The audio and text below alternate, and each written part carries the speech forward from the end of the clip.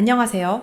조용한 이야기 속에서 진실을 전하는 채널, 조용한 반항, 며느리의 이야기에 오신 것을 환영합니다. 이곳은 누구에게도 말하지 못했던 며느리들의 속마음을 담담히 풀어내는 공간입니다. 겉으로는 웃고 있지만 속으로는 울고 있는 사람들의 이야기, 말없이 참고 또 참고 결국 조용히 반항하게 된 그녀들의 삶을 들려드립니다. 오늘 소개해드릴 이야기는 제가 제사를 준비하겠다고 하자 시어머니는 우리 집 일에 남이 끼어들지 마 라고 말했습니다. 라는 제목의 어느 며느리의 기록입니다. 시댁의 어른을 존중하고 가정을 위해 최선을 다했지만 돌아온 건 차가운 말 한마디였습니다. 그리고 그날 이후 그녀는 조금씩 달라지기 시작했습니다. 이야기를 통해 우리는 왜 조용한 반항이 필요했는지, 그녀가 끝내 지키고자 한 것이 무엇이었는지를 함께 들여다보려 합니다. 그럼 지금부터 조용한 반항, 며느리의 이야기를 시작합니다. 안녕하세요. 조용한 반항, 며느리의 이야기에 오신 걸 환영합니다. 오늘 들려드릴 이야기는 제가 처음으로 명절을 준비하며 겪은 평생 잊지 못할 순간에 대한 이야기입니다. 부디 이 이야기가 누군가의 마음을 위로하길 바랍니다. 결혼하고 처음 맞이한 추석이었다. 남편과 나는 작은 아파트에서 시작한 신혼이었고 서로를 배려하며 나름대로 평온하게 지내고 있었다. 그런데 명절이 다가오자 모든 것이 달라졌다. 시어머니는 매일같이 전화로 명절 준비에 대해 이야기하셨다. 전 부칠 줄은 아나? 어른들 앞에서는 웃어야지. 멀뚱멀뚱 있으면 안 돼. 우리 집은 조기 대신 갈치 쓰니까 괜히 딴소리 하지 말고. 나는 메모장에 하나하나 적어가며 준비했다. 명절 하루 전날 나는 떨리는 마음으로 시댁으로 향했다. 처음으로 어른들을 모시고 음식을 준비하는 자리였고 어색하지만 잘하고 싶었다. 그런데 마당에 들어서자마자 시어머니가 날카롭게 말했다. 왜 이렇게 늦었니? 우리 며느리는 시간 개념도 없나? 나는 손에 들고 있던 떡 한 상자를 조심스레 내려놓으며 죄송해요. 시장에 사람이 너무 많아서요. 라고 조심스럽게 답했다. 그런데 그 다음 순간 시어머니는 내 손에 들린 봉지를 열어보더니 코웃음을 쳤다. 이게 뭐야? 떡도 제대로 못 고르네. 우리 집안은 콩고물 안 먹어. 나는 순간 아무 말도 할 수 없었다. 정성을 들여 준비한 것이었는데 그 자리에서 무너져 버렸다. 그날 오후 음식을 준비하며 계속 눈치를 봐야 했다. 칼질을 조금만 틀려도, 전을 조금만 태워도 시어머니는 큰 소리로 말했다. 그렇게밖에 못하니? 너네 집에서는 이렇게 대충 했니? 나는 점점 작아졌다. 뒤에서 듣고 있던 남편은 아무 말도 하지 않았다. 오히려 시어머니의 말에 맞장 붙였다. 엄마, 그냥 제가 할게요. 얘가 아직 잘 몰라서 그래. 그 말을 듣는 순간 나는 정말 혼자가 된 기분이었다. 저녁 무렵이 되자 친정 엄마에게서 문자가 왔다. 잘 도착했니? 너무 무리하지 말고. 그 짧은 문장에 눈물이 터졌다. 부엌 한쪽 구석에서 몰래 휴지를 꺼내 닦아냈다. 내가 왜 여기에서 이렇게까지 해야 하나 그런 생각이 스쳐 지나갔다. 다음 날 차례가 끝난 뒤 나는 조심스럽게 말했다. 이번 주말에 저희 집에서 친정 부모님 오셔서 식사하려고 해요. 그때 시어머니의 얼굴이 굳어졌다. 그걸 왜 우리한테 말해? 그냥 말씀드리면 예의일 것 같아서요.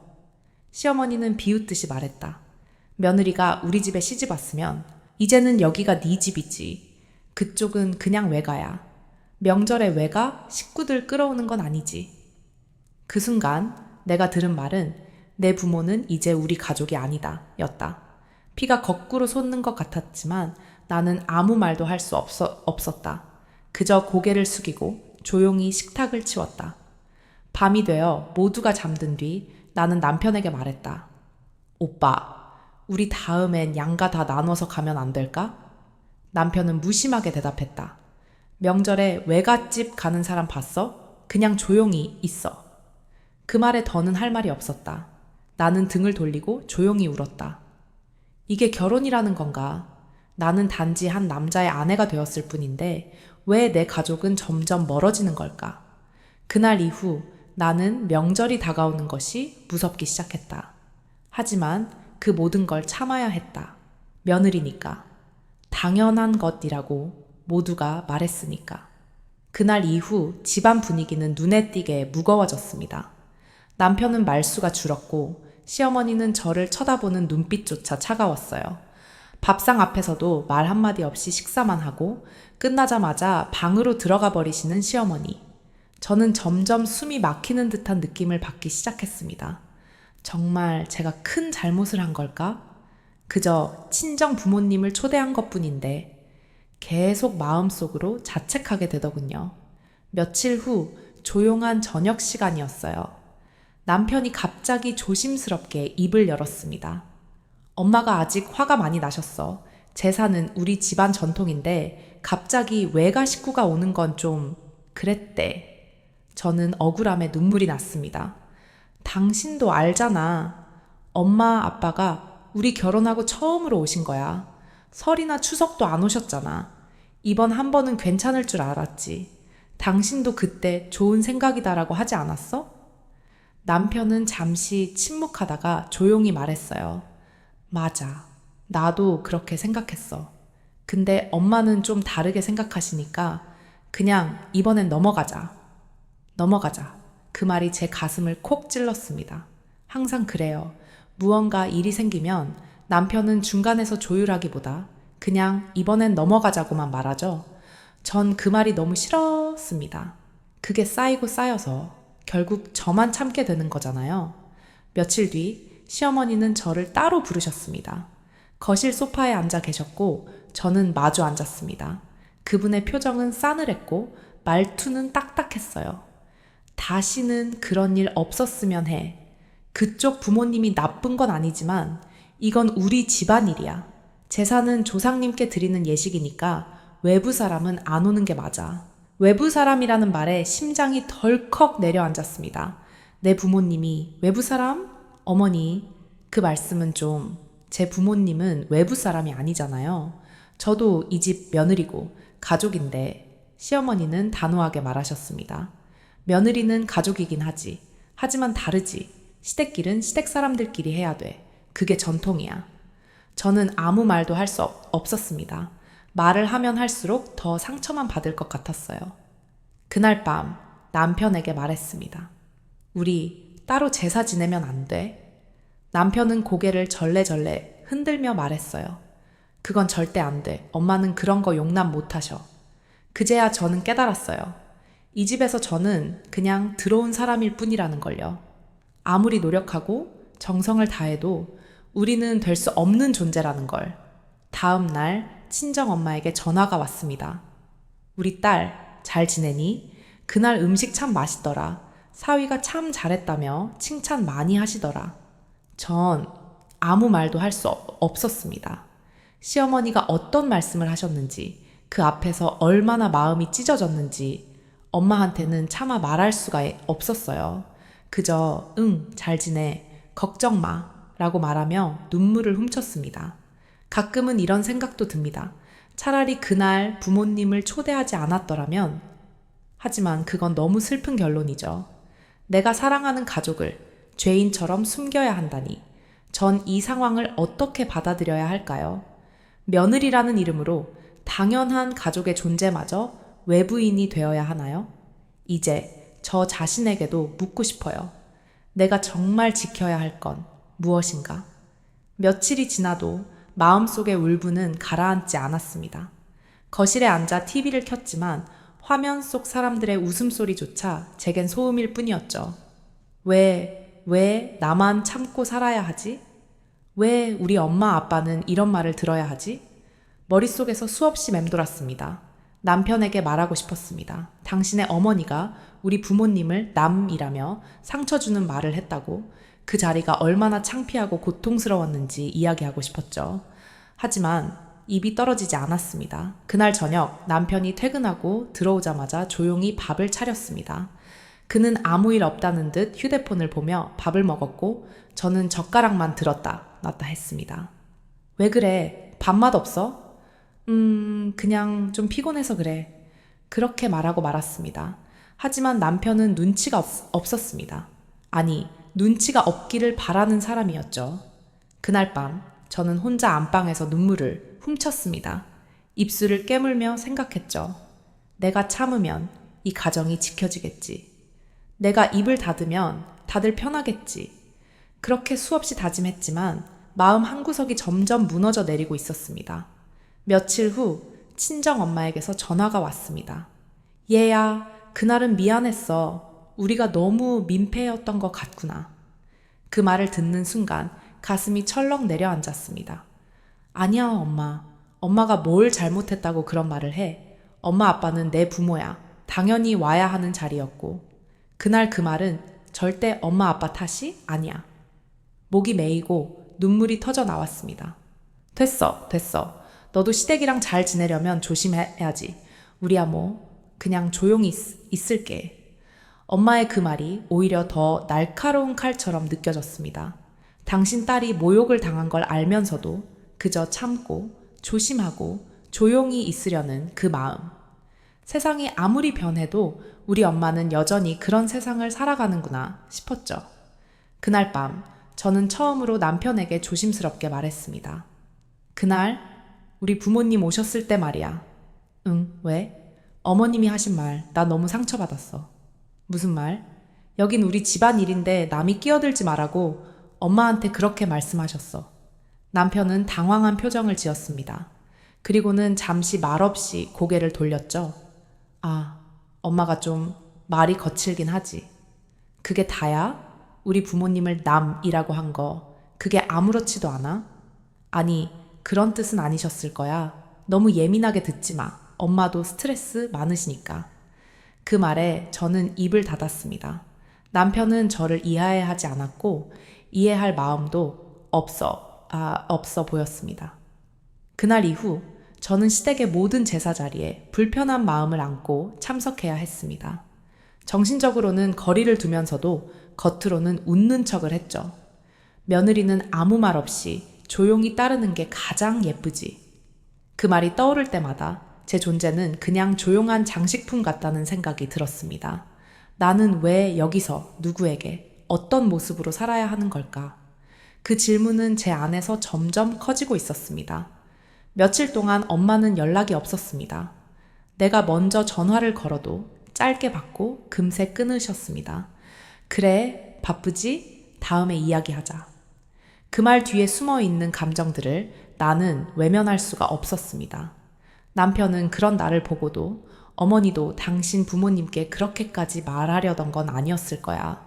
그냥 그날 스트레스를 받아서 그저 변명 같았습니다. 나는 물었습니다. 그럼 내 부모님은 그렇게까지 무시당해도 되는 사람들이야? 남편은 대답하지 않았습니다. 그저 한숨만 길게 내쉴 뿐. 며칠 후 시어머니께서 전화를 주셨습니다. 제사 때 일은 너무 예민하게 생각 말아라. 어른들 일에 너무 깊이 개입하지 말고 며느리는 그저 조용히 따라오면 되는 거야. 그 말에 나는 입을 열 수가 없었습니다. 그저 조용히 따라오는 며느리. 그게 정말로 내가 원하는 삶이었을까요? 밤이 되면 나는 스스로에게 질문했습니다. 나는 누구의 딸이고 누구의 아내이며 또 누구의 며느리인가? 나는 그저 아내로서 며느리로서만 살고 있는 건 아닌지 내 부모님 앞에서는 점점 작아지는 나를 발견했습니다. 죄책감과 무력감이 뒤섞여 아무 말도 할 수 없는 딸이 되어버린 나. 그날 이후 엄마는 나를 위해 어떤 음식도 싸주지 않았고 아버지도 조심스럽게만 연락을 주셨습니다. 네가 불편할까봐, 괜히 또 시댁에서 뭐라 할까봐. 나는 부모님이 점점 나와 거리를 두고 있다는 걸 느꼈습니다. 하지만 그 거리감을 만든 건 바로 나였습니다. 시댁에서의 눈치, 남편의 무관심, 시어머니의 말 한마디에 눌려서 나는 점점 친정과 멀어지고 있었습니다. 그리고 어느 날 엄마가 조용히 말씀하셨습니다. 너도 이제는 네 자리에서 조심해야 하니까 우리도 괜히 너한테 짐이 되기 싫어. 그 말을 듣는 순간 마음이 철렁 내려앉았습니다. 짐이라니요? 나는 한 번도 그렇게 생각한 적 없었는데 엄마 아빠는 이미 그렇게 느끼고 계셨던 겁니다. 왜 내 결혼은 내 가족을 버려야 가능한 걸까? 그날 밤 나는 오래된 앨범을 꺼내 어릴 적 부모님과 찍은 사진들을 바라보았습니다. 웃고 있는 엄마, 든든하게 나를 안아주던 아빠. 나는 그 따뜻했던 품을 결혼 후 점점 놓아버리고 있었던 겁니다. 그저 조용히 따라오는 며느리가 되기 위해. 그날 이후 나는 자주 친정에 가지 않게 되었습니다. 그저 바쁘다는 핑계로, 아이가 아프다는 핑계로 스스로 거리두기를 시작했습니다. 남편도 말했습니다. 요즘은 친정에 잘 안 가네? 어머니가 신경 안 쓰셔서 그런가 봐. 그 말이 어쩐지 안도처럼 들려 내가 뭘 놓치고 있는지도 잊은 채 고개를 끄덕였습니다. 하지만 마음 한구석이 텅 빈 것 같았습니다. 주말이면 엄마가 해주시던 따뜻한 된장찌개 냄새, 아버지가 내 손에 꼭 쥐어주시던 봉투 하나, 네가 힘들까봐. 그 작은 배려들이 자꾸 생각났습니다. 아이도 물었습니다. 엄마, 외할머니 집은 왜 안 가요? 나는 대답을 망설이다. 조만간 가자 라고만 말했습니다. 하지만 그 조만간은 시간이 지나도 오지 않았습니다. 그러던 중 엄마에게서 연락이 왔습니다. 이번 주말에 작은 이모 생신이야. 다 같이 식사하려고 하는데 너도 올 수 있니? 나는 잠시 멈칫했습니다. 시어머니께서 요즘 몸이 안 좋으시다고 했습니다. 남편은 이번 주말엔 집안일 좀 도와달라 했고요. 나는 어쩔 수 없이 대답했습니다. 이번 주말은 좀 어려울 것 같아요, 엄마. 다음에 꼭 갈게요. 엄마는 조용히 웃으셨습니다. 그래, 너도 바쁘지. 괜찮아. 우리끼리 잘 다녀올게. 전화를 끊고 나서 마음이 무너졌습니다. 이젠 엄마가 나를 불러주는 사람이 아니라 조심스럽게 연락하는 사람이 되어버린 것 같았습니다. 나는 내 가정을 지키고 싶었습니다. 하지만 그것이 친정을 잃는 일이 될 줄은 몰랐습니다. 며칠 뒤 우연히 작은 이모가 찍어 올린 사진을 SNS에서 보게 되었습니다. 엄마가 조용히 미소 짓고 있는 사진, 아버지가 옆에서 숟가락을 들고 계셨습니다. 사진 속 엄마의 눈빛엔 어딘지 모르게 외로움이 묻어 있었습니다. 왜 저 자리에 내가 없을까? 왜 나는 엄마를 그렇게 자꾸만 미뤘을까? 나도 모르게 눈물이 흘렀습니다. 나는 지금 누구의 딸로 살고 있는 걸까요? 그리고 다음 날 남편에게 조심스레 말을 꺼냈습니다. 우리 다음 명절 때는 친정에도 하루 들르면 안 될까? 남편은 놀란 얼굴로 물었습니다. 왜 갑자기? 나는 대답했습니다. 그냥 엄마가 너무 보고 싶어서. 그 순간 남편의 얼굴이 굳어졌습니다. 그리고는 말했습니다. 그건 어머니께 먼저 여쭤봐야 할 것 같아. 그 말에 또다시 벽이 느껴졌습니다. 왜 우리 가정인데 모든 걸 시어머니께 여쭤봐야 하지? 나는 한숨을 쉬며 고개를 떨궜습니다. 나는 며느리지만 누군가의 소중한 딸이기도 합니다. 하지만 그 단순한 사실 하나가 이 집에서는 허락받아야 하는 일이 되어 있었습니다. 그날 밤 나는 오랜만에 엄마에게 전화를 걸었습니다. 수화기 넘어 들리는 목소리가 너무나 반가웠습니다. 딸, 무슨 일이야? 이 시간에? 나는 참았던 말을 꺼냈습니다. 엄마, 나 미안해. 왜? 무슨 일 있었니? 그냥 엄마한테 너무 못했던 것 같아서. 엄마는 한참을 말없이 듣고 계셨고 이윽고 조용히 말씀하셨습니다. 딸아, 괜찮아. 너 잘 지내고 있는 것만으로도 엄마는 고마워. 그 말에 나도 모르게 눈물이 흐르기 시작했습니다. 이렇게 따뜻한 말을 왜 이제야 들으려 한 걸까요? 조상님 제사를 마친 다음 날 아침, 저는 기운이 쭉 빠진 채 부엌에서 조용히 설거지를 하고 있었습니다.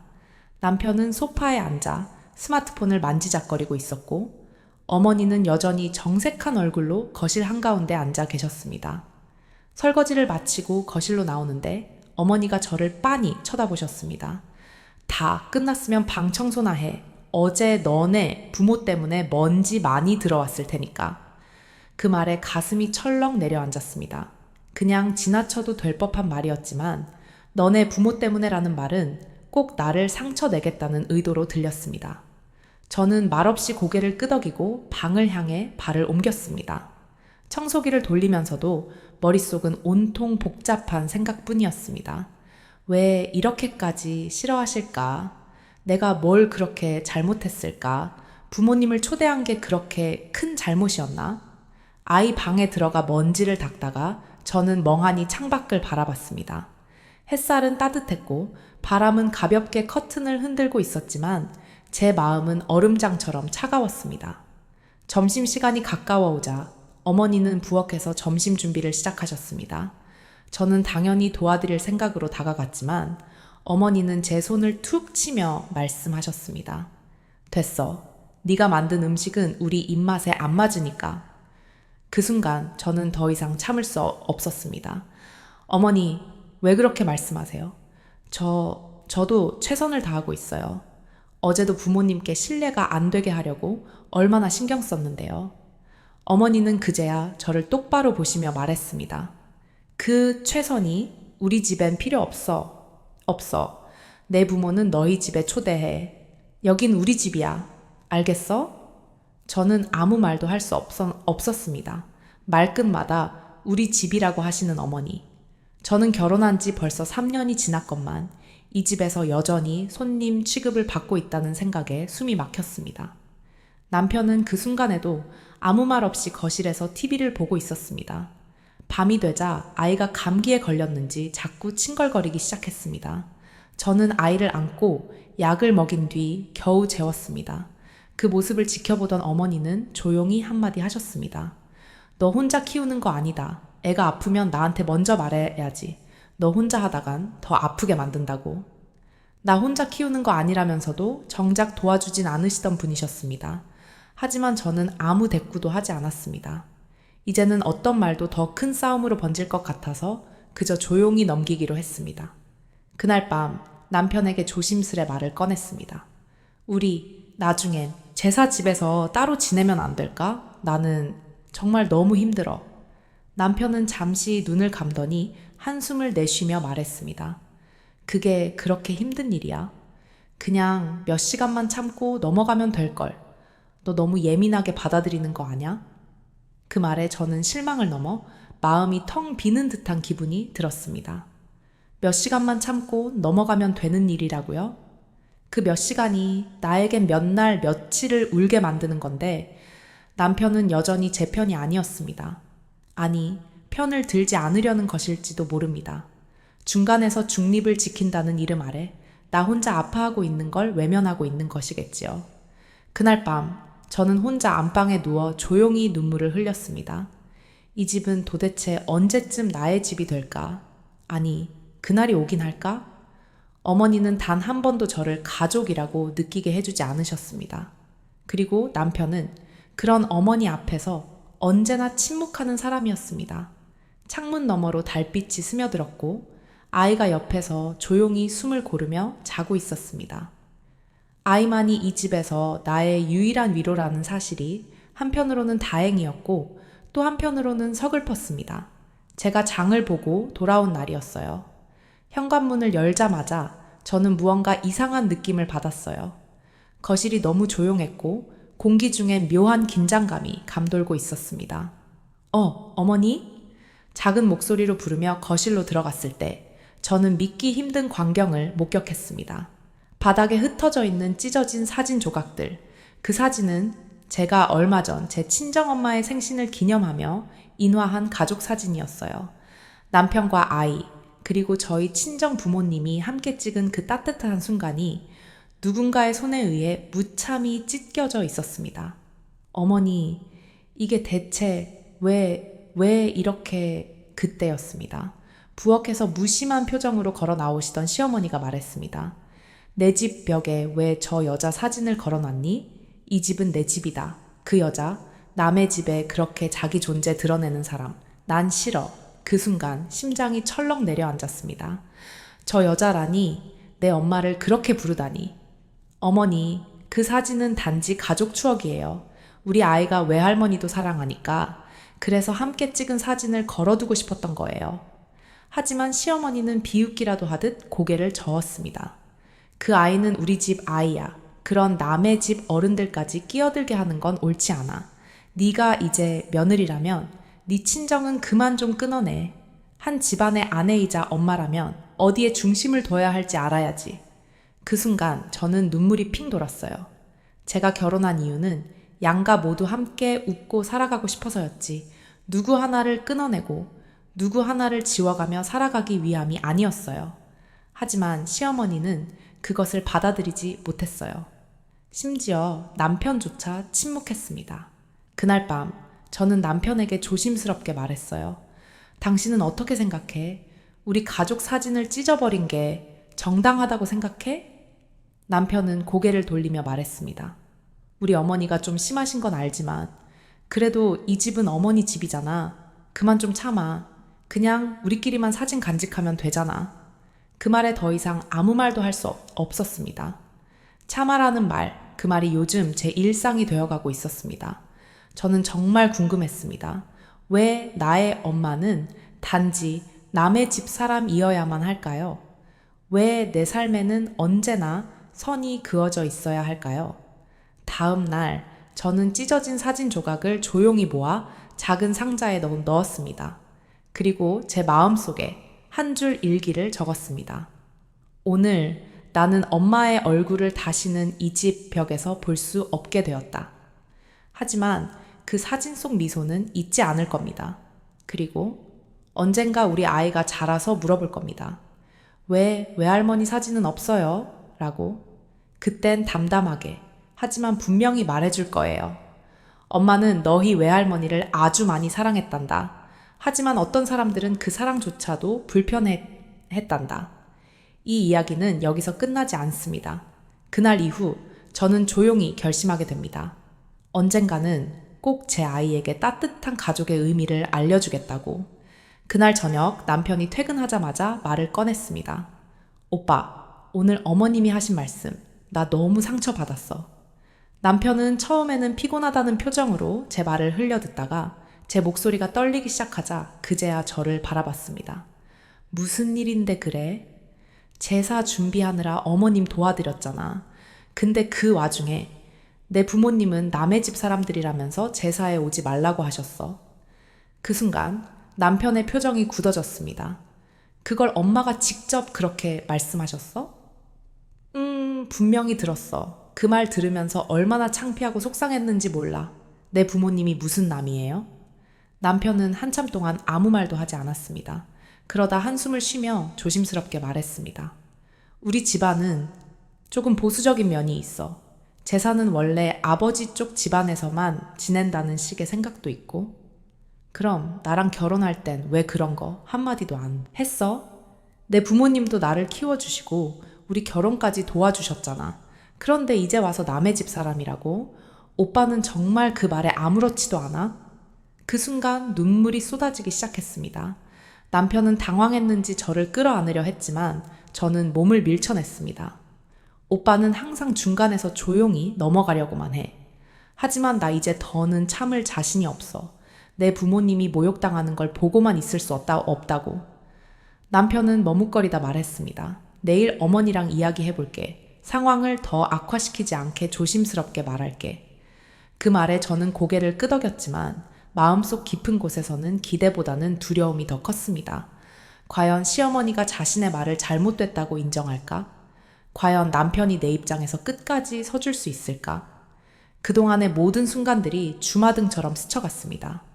다음 날 아침, 남편은 시어머니를 만나기 위해 일찍 친정으로 향했습니다. 저는 집에 혼자 남아 멍하니 식탁 위에 놓인 부모님의 사진을 바라보았습니다. 엄마, 아빠, 죄송해요. 제가 제대로 지켜드리지 못했어요. 한참을 그렇게 앉아 있는데 남편에게서 문자가 왔습니다. 어머니가 잠깐 이야기 좀 하자고 하셔. 지금 집으로 가실 거야. 심장이 덜컥 내려앉았습니다. 이게 화해의 시작일까? 아니면 또 다른 상처의 반복일까? 현관문이 열리는 소리에 심장이 덜컥 내려앉았습니다. 시어머니의 발소리는 예전처럼 당당했습니다. 한치의 망설임도 없이 거실로 들어오시더니 저를 향해 앉으셨습니다. 그래, 얘기 좀 하자. 저는 조심스럽게 맞은편에 앉았습니다. 옆에는 남편이 다소 긴장한 얼굴로 상황을 지켜보고 있었죠. 시어머니는 팔짱을 끼고 저를 바라보다가 입을 열었습니다. 내가 말한 게 그렇게까지 상처가 됐단 말이냐? 그 말에 순간적으로 가슴이 무너져 내리는 것 같았습니다. 어머니, 그 말은 단순한 말이 아니었어요. 제 부모님을 남의 집 사람이라고 하셨잖아요. 그 말씀을 들으셨으면 저라도 마음이 편하셨을까요? 시어머니는 잠시 침묵하시더니 고개를 돌려버렸습니다. 나는 그냥 예전 방식대로 말한 거야. 우리 집 제사에 외가 쪽이 오는 건 좀 낯설어서. 저는 숨을 크게 들이쉬고 담담하게 말했습니다. 그렇다면 최소한 말투라도 조심하셨어야죠. 그 말 한마디가 저한테는 마치 제 존재 자체를 부정당하는 것처럼 느껴졌어요. 결혼해서 이 집안에 들어왔지만 결국 저는 끝까지 외부인이라는 건가요? 남편이 중간에 조심스럽게 말을 꺼냈습니다. 엄마, 그 부분은 내가 봐도 좀 심했어. 장모님, 장인어른은 우리 결혼 때도 많이 도와주셨잖아. 제사라는 건 조상 모시는 일이지만 마음으로 모시는 게 더 중요하잖아. 그제야 시어머니가 살짝 한숨을 쉬며 말했습니다. 나는 그냥 그게 당연하다고 생각했어. 예전부터 그렇게 살아왔으니까. 하지만 내 말도 맞고 며느리 말도 틀린 건 아니야. 그 말에 저는 잠시나마 가슴이 놓이는 듯했지만 그 다음 말이 날카롭게 가슴을 찔렀습니다. 그래도 우리 집안일에 네 친정까지 끼어드는 건 좀 불편하긴 해. 그건 네가 좀 이해해줘야지. 그 순간 저는 그 자리에 앉아있을 수가 없었습니다. 어머니, 이해만 하라고 하시네요. 하지만 제가 상처받은 건 이해해주시지 않네요. 미안하다는 말, 정말 어려운 말인가요? 시어머니는 당황한 듯 저를 바라보았고 남편 역시 말없이 제 어깨를 잡았습니다. 저는 조용히 자리에서 일어나 방으로 들어갔습니다. 문을 닫는 순간 눈물이 주르륵 흘러내렸습니다. 결국 시어머니의 마음은 변하지 않았습니다. 그저 자기 방식이 틀리지 않았다는 걸 확인받고 싶을 뿐이었고 내가 느낀 상처는 그저 예민한 며느리의 감정쯤으로 받아들여졌을 뿐이었습니다. 그날 밤 저는 남편에게 말했습니다. 나는 그냥 사람 대 사람으로 최소한의 존중을 받고 싶었던 거야. 가족이라면 더더욱. 남편은 대답하지 못했습니다. 그저 제 손을 꼭 잡아주었을 뿐이었습니다. 하지만 그 손이 아무리 따뜻해도 마음속에 남은 상처는 좀처럼 아물지 않았습니다. 그리고 그날 이후 저는 결심하게 되었습니다. 무언가를 바꾸지 않으면 이 관계는 계속 나만 희생하게 될 거라는 것을. 그날 밤 나는 잠을 이룰 수 없었습니다. 거실 불도 켜지 않은 채 어두운 방 안에서 스스로에게 물었죠. 내가 왜 이 집에 와서 이렇게까지 살아야 하지? 시어머니의 차가운 말투, 남편의 무관심한 태도, 그리고 그 사이에서 계속 작아져만 가는 나 자신. 결혼 후 나는 가족이라는 이름 아래 나를 점점 잃어가고 있었던 겁니다. 매번 참자, 며느리는 원래 이런 거야 라고 스스로를 달래왔지만 정말 며느리라는 이유만으로 내 부모조차 무시당해야 하는 걸까요? 마치 내 인생이 이 집안의 그림자가 되어버린 느낌이었습니다. 며칠 후 나는 남편에게 조용히 말했습니다. 당신이 끝까지 어머니 편을 들 거라면 나 이 결혼 더는 못하겠어. 남편은 놀란 눈으로 나를 바라보았지만 나는 더 이상 물러서지 않았습니다. 그제서야 그는 처음으로 말했습니다. 내가 너무 당연하게 생각했나 봐. 미안해. 하지만 그 말 한마디로 내 안에 쌓여온 상처들이 씻겨 내려가진 않았습니다. 나는 짐을 쌌고 그 집을 나왔습니다. 무거운 발걸음이었지만 오랜만에 숨을 제대로 쉴 수 있었어요. 밖으로 나와 하늘을 보았을 때 회색 구름 사이로 아주 작지만 분명한 햇살이 비치고 있었습니다. 이제야 나로서 살아갈 수 있겠구나. 어쩌면 나는 너무 오랫동안 착한 며느리라는 이름 뒤에 숨어 있었던 걸지도 몰라요. 하지만 이제는 나 자신을 잃지 않기로 했습니다. 가장 소중한 사람, 바로 나를 위해서요. 이상으로 조용했던 며느리의 반항은 끝났습니다. 하지만 그것은 단순한 반항이 아닌 스스로를 지키기 위한 작고 단단한 선택이었습니다. 당신이라면 어떤 선택을 하시겠어요?